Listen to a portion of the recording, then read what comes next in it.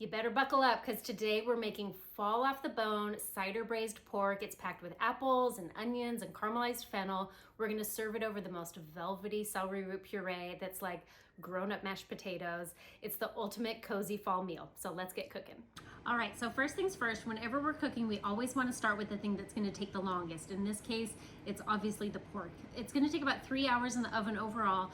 I've got my oven preheating to 325, and then in that meantime, we're gonna go ahead and sear it off. In terms of the kind of pork we're using for this recipe, you can look for shoulder, shoulder blade, Boston butt. Any of those are gonna basically give you this nice, beautiful 4 to 5 pound chunk of meat.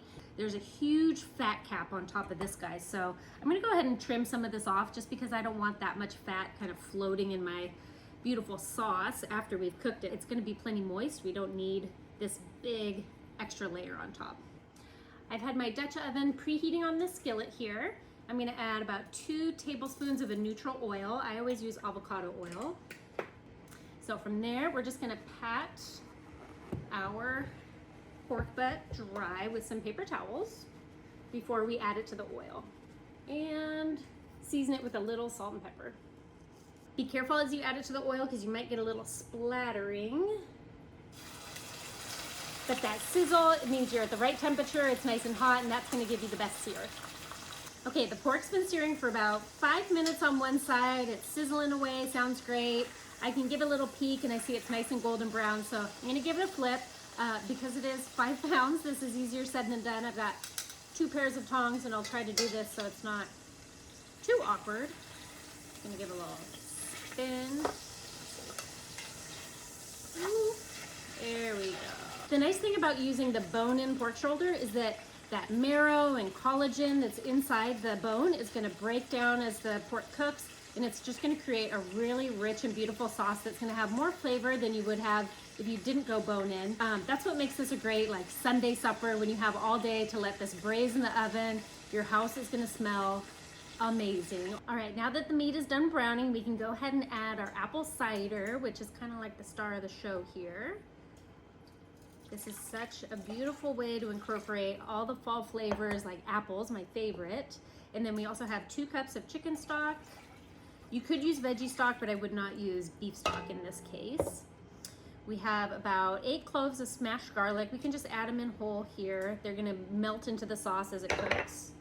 I have our little bouquet of herbs. We've got thyme and rosemary here, about 2 to 3 sprigs of each. And we can just add this in. Tying them together makes it really easy to take them out after it's done. You can just nestle those in along with a little bit of apple cider vinegar and some Dijon mustard. That's just gonna give it a little punch.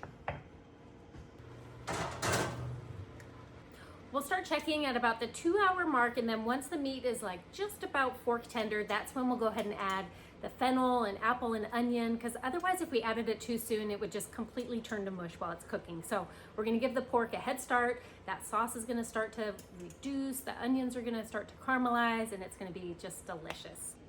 Oh my gosh, it's only been half an hour and my house already smells so amazing from that pork.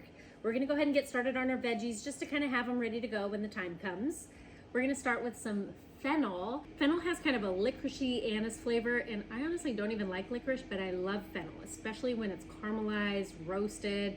It takes on a more mild, sweeter flavor, and it's gonna go really well with the apples. So what we're gonna do is we're gonna go ahead and cut right off the top. So we wanna get rid of these stalks here. We just want the white part. So you can go ahead and just chop those right off. Get rid of these. Save them if you're making veggie stock. And then there's also a core in the center, so we want to cut around that. That's not edible. So what you can do is slice it down the middle, and then you'll kind of see it's got this little interior. So we're just going to make kind of a V-shaped cut with our knife just to kind of like pop that out. Once we have the core removed, we can just cut it in nice thick slices. I'm going to trim off the ends because they're a little brown and gross looking. Just like that.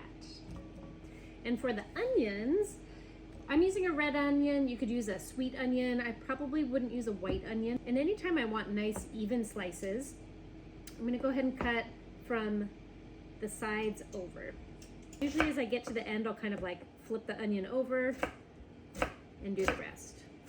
And last up, we're gonna add our apples. I like a really tart green apple, which is gonna give a nice contrast to the sweetness in the recipe. I wouldn't use a Honeycrisp in this recipe because it would just be too sweet. We already have enough of that with the apple cider in there.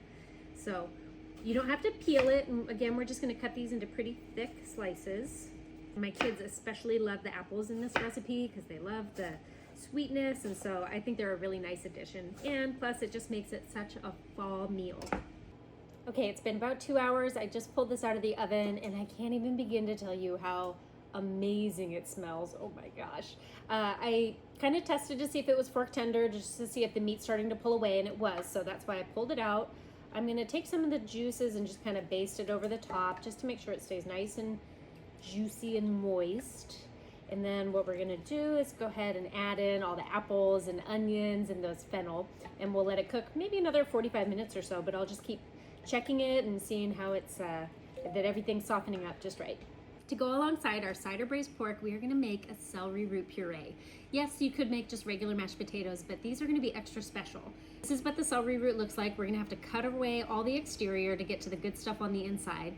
And then we're gonna cook it with some potato, heavy cream, butter. It's gonna be so luxurious.